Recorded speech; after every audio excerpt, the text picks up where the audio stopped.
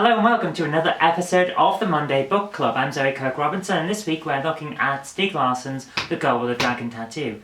Now in Swedish, the original language, it's actually called Men Who Hate Women, and the reason for that is that he didn't want a pretty title for what was going to be a grim book, so he actually left instructions that the title wasn't to be prettified when it went into other languages. Unfortunately, the publishers didn't respect that, and we end up with The Girl with a Dragon Tattoo instead, which unfortunately most people know now, so that's the one that we're going to use. Now on the surface, this is basically a locked room mystery. A woman, Harriet Wanger, goes missing when she's a young girl, and Henrik Wanger, her very rich, very powerful uncle, enlists the help of a disgraced journalist, and very good journalist but disgraced, to solve the mystery of what happened to her. She was on basically an island that was separated from the rest of Sweden due to a traffic accident at the time that she disappeared. No one's seen her since, no one had a clue that she was going to disappear, so what happened to her? That forms the main plot of the story, but it's not the only plot.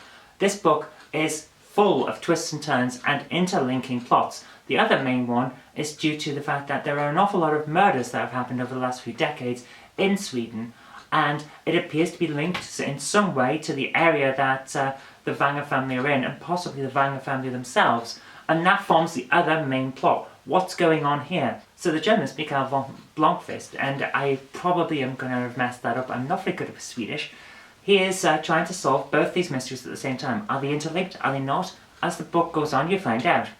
That is the main crux of the book. But he's not alone. He also has the help of an elite hacker, Lisbeth Salander, who... It's very strange. The films have not done this character justice. She is the breakout character of the story and the primary focus of the other books in the set. But she's not come across very well on film because essentially this character is unfilmable.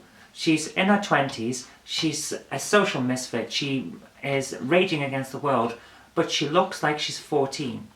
And that's why all the films have her a bit older, looking a bit older at least, because a lot of this book is about sex, it's about rape, it's about sexual violence against women. And this character is at the focus of all of it, because Larsson is using the character of Lisbeth Salander to show that although Sweden is regarded in the world as a kind of socialist paradise, the truth is far from that. It's actually not that nice a place if you're a woman. And that's what he was trying to get across. So it's incredibly violent, it's incredibly disturbing, and the fact that the main character looks like a child makes it even worse to watch. So you're not going to see that on film. And it makes it even worse to read about when he's very descriptive of what's going on. So it's a very disturbing book. And Lisbeth Salander's problems with her past and her life currently, they form the third main plot. And they all get intertwined in a very compelling manner where the book just keeps pushing itself forward. There's not an awful lot of fat that could have been trimmed through editing in this. It is just compelling, fast-paced, and just amazing to read. It's like a roller coaster ride in book form. So I highly recommend it. It's so good that my copy is pretty much falling apart because everyone in my family's read it. It's that kind of book. And I recommend it to anyone. So there you are. Thumbs up for that one.